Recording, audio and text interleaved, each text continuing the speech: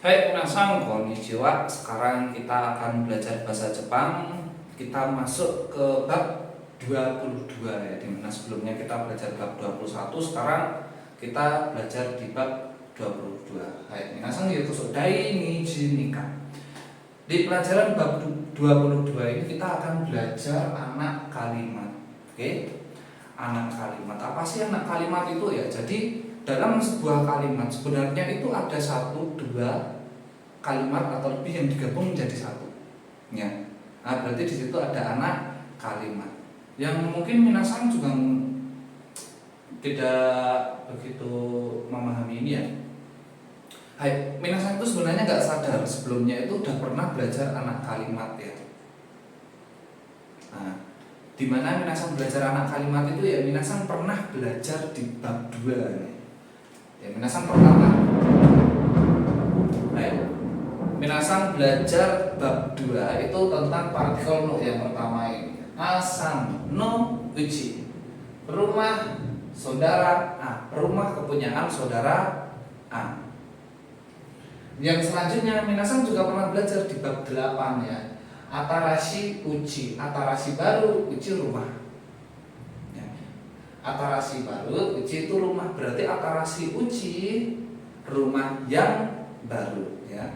Rumah yang baru. Yang selanjutnya kireina uchi, rumah yang cantik, rumah yang bersih. Nah, di sini ini harus ikut, nanya harus ikut juga. Ini di bab 8. Nah, sekarang untuk kata kerja sendiri kita bikin rumusnya ini di sini biar minasan paham ya. Nihon ikimasu ini dari kata nihon ikimasu, pergi ke Jepang. Kita tambahi hito di sini, hito itu orang. Ya. Kita tambahi hito. Gimana sih caranya biar dia bisa masuk ke sini? Yaitu dengan cara nihon ikimasu. Nihon ikimasu menjadi nihon ike hito. Ikimasu jadi iku. Nihon ike hito, orang yang pergi ke Jepang.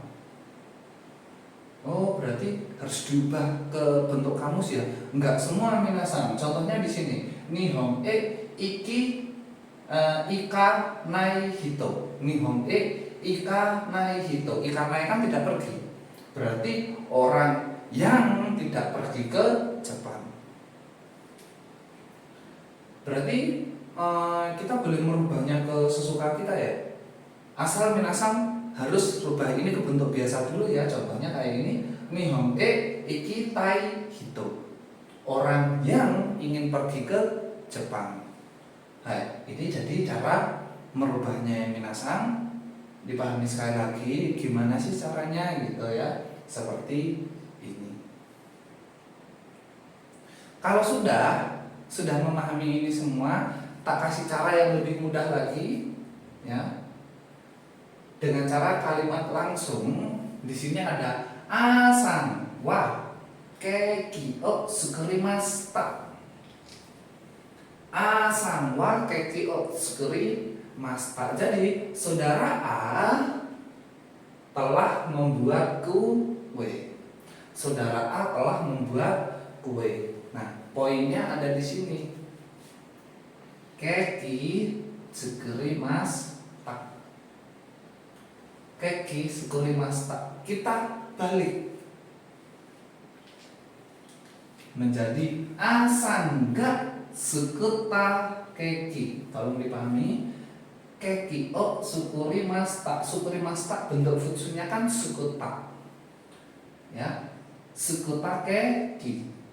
Keki o sukurimashita menjadi sukuta keki. Asan ga sukuta keki. Jadi di sini artinya roti yang dibuat saudara A. Roti yang dibuat saudara A. Jadi ya minasan ya di sini kan satu kalimat ini. Dia kan udah titik. Asan wa keki o sukurimashita titik. Ingat? asam. Wah, Kiki surimasta. Gimana sih caranya kita biar bisa menambahi kalimat yang lain? Ya dengan cara mengubahnya menjadi bentuk anak kalimat. Asangga suketa keki. Wah, nggak bisa ditambahin kan? Oishi desu. Roti yang telah dibuat oleh saudara A enak. Jadi bentuk anak kalimat ini bisa membuat kalimat tersebut ditambahi dengan kalimat yang lain. Lagi, asangga suketa keki o tabeta kotoga a rimas. Pernah makan kue yang telah dibuat oleh saudara A. Jadi kalimat ini bisa minasang tambahi dengan kalimat yang lain, gitu ya minasang. Ini adalah salah satu contoh untuk membuat pola anak kalimat. Terpahami. Untuk yang selanjutnya, tenang aja minasang, di sini bab 22 itu makin sedikit bumponya, makin sedikit polanya. Jadi kita hanya membahas tentang 1, 2, 3 udah. Tenang saja, bab 23 ini akan bab 22 ini akan semakin simpel. Jadi tolong perhatikan benar-benar karena ini lumayan menjebak juga ya. Untuk yang selanjutnya di sini ada bisa enggak sunde ita uchi wa furui desu. Jadi di sini ada bisa enggak sunde ita uchi.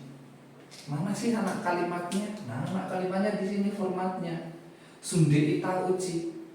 Rumah yang ditinggali oleh saudara B lama atau usang atau tuang ya, furui.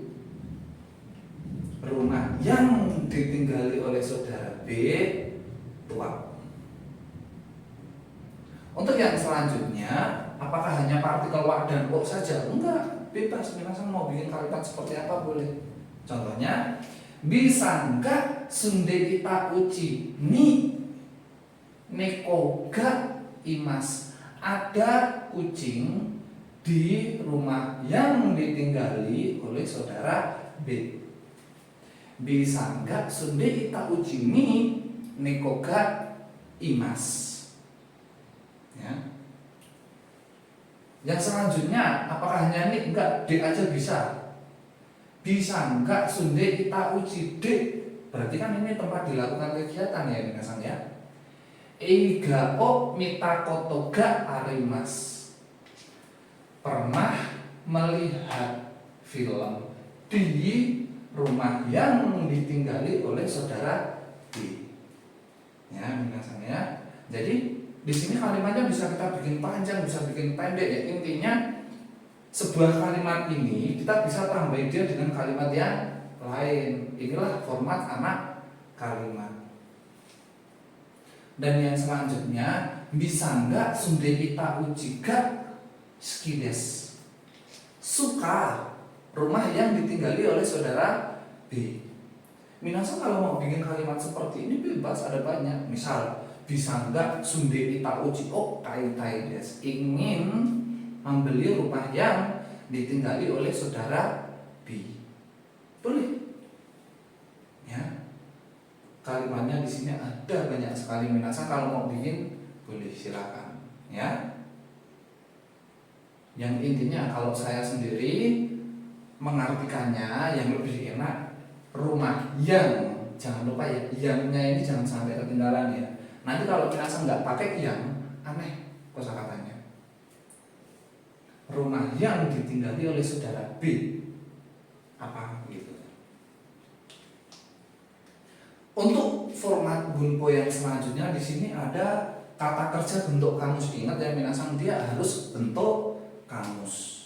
Nih, kata kerja bentuk kamus. Kata kerja bentuk kamus ini ditambah yoji. Yoji itu urusan. Yang selanjutnya jikan. Jikan itu waktu. Untuk yang selanjutnya ada yakusoku. Yakusoku itu janji. Jadi bentuk kamus ditambah dengan yoji, jikang yakusoku. Ya kalimatnya seperti apa ini? Kyo wa atau kyo shiyakusho iku yoji ga arimasu. Ikimas. Iku yoji. Ada urusan untuk pergi atau ada urusan untuk pergi ke shiyakusho. Shiyakusho itu apa? Balai kota. Jadi nanti minasan kalau di Jepang itu setiap tahun minasan akan memperpanjang KTP, itu minasan harus pergi ke shiyakusho untuk mengurus kependudukan ya. Ada urusan untuk pergi ke kantor wali kota atau balai kota ya di sini ya. Nah, itu untuk yoji. Untuk yang selanjutnya asagohan taberu jikang ga arimasen. Kalau tadi kan arimas, ini arimasen. Taberu ini makan, jikang ini waktu. Jadi asagohan taberu jikang ga arimasen. Tidak ada waktu untuk sarapan, tidak ada waktu untuk makan pagi. Ya mungkin karena bangun kesiangan mungkin. Jadi tidak ada waktu untuk sarapan. Jadi di sini arimas, di sini arimasen juga boleh. Dan untuk selanjutnya minasan di sini ada konban, malam ini koibito ni au yakusoku ga arimasu. Nah, janji. Konban koibito ni au yakusoku ga arimasu. Malam ini ada janji untuk bertemu pacar. Malam ini ada janji untuk bertemu pacar. Yakusoku. Jadi minasan tinggal simpelnya seperti ini. Harus diubah ke bentuk kamus. Terus ditambahi yoji jikang yakusoku. Misalnya kaimas membeli, ya. Kau jikang tidak ada waktu untuk membeli bisa. Ada waktu untuk membeli juga bisa. Ya.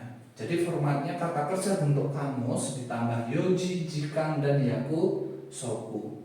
Yoji urusan, jikang waktu, yakusoku janji. Oke. Hai. Dan untuk bunpo terakhir, nah bunpo terakhir di sini kata kerja bentuk mas. Nah mas di sini kita ubah menjadi masyoka. Masyoka, ingat ya ada k-nya ya. Jadi nani ka tetsudai masyoka. Sumimasen sensei, nani ka tetsudai masyoka. Masyoka, ya ingat nadanya ya minasan ya. Sumimasen sensei, nani ka tetsudai masyoka. Maaf sensei, apakah ada yang bisa saya bantu? Berarti bentuk masyoka itu apa sih? Bentuk masyoka itu minasan ya, tolong diingat. Masyoka itu adalah sebuah tawaran jasa kita kepada seseorang. Nah, mungkin ini minasan bisa pergunakan hanya untuk kalimat-kalimat seperti ini ya, tapi tolong jangan begitu sering digunakan di dunia pekerjaan karena istilahnya itu seperti ini ya minasan, kayak cari muka gitu ya. Kenapa kok cari muka? Contohnya seperti ini. Denki sukemashoka. Denki sukemashoka. Denki itu lampu. Ya, kita belajarnya denki dulu lampu ya. Denki sukemashoka. Bagaimana kalau saya nyalakan lampunya? Misalnya kita sedang belajar dan karena mendung, ruang kelas kita itu menjadi gelap. Ya. Ruang kelas kita itu menjadi gelap dan nggak ada yang inisiatif nyalain lampu kan, nggak ada yang inisiatif lah. Terus ini ada satu anak sumimasen sensei denkyo sukemashoka. Setelah anak itu bilang kan jadi sini minta tolong kan, oh hai sekete kudasai, oh dia tolong nyalain ya, kan di sini jadi minta tolong.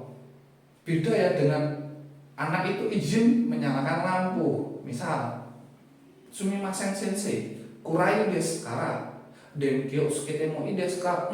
Hai, dozo. Berarti kan dia ingin untuk melakukan sesuatu dengan sendirinya kan. Tapi kalau dia bilangnya sumimasen sensei, sumimasen sensei denkyo sukemashou ka, maaf, bagaimana kalau saya menyalakan lampu? Kan jadi minta tolong ya. Dan yang selanjutnya, doa o shimemashou ka. Doa o shimemashou ka. Bagaimana kalau saya tutupkan pintu? Ya memang tawaran jasa sih. Ya. Bentuk mashou ka. Nah ini kata sudah mashou ka. Bagaimana? Apakah ada yang bisa saya bantu? Nawarin kan? Loh, sensei, barusan nanika itu kan sesuatu. Tetsudai masyoka itu bagaimana kalau membantu gitu kan? Sayanya mana? Kan kata kerja untuk masyoka di sini itu tawaran jasa dari kita. Apakah ada yang bisa saya bantu? Dan gyok suke masyoka, bagaimana kalau saya menyalakan lampu gitu ya? Jadi begini ya minasan formatnya ya. Jadi yang pertama anak kalimat ya, di bab 22 ini anak kalimat, terus kata kerja bentuk kamus, ditambah lagi kata kerja bentuk masyoka.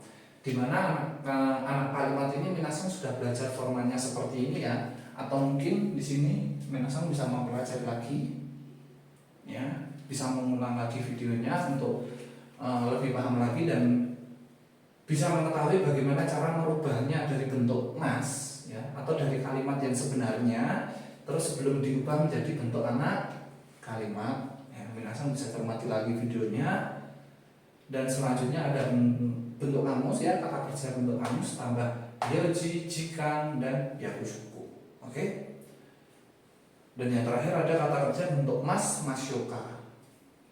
Hai, oke minasan, di bab 22 ini hanya 3 poin ini saja. Jadi minasan dozo ya, ganbari kudasai, bangun belajar dan pahami karena ini sedikit. Jadi saya yakin minasan bisa benar-benar paham dengan bab 22 ini. Oke? Kalau begitu minasan sampai berjumpa lagi di pelajaran bab 23 bersama saya. Oke? Mata.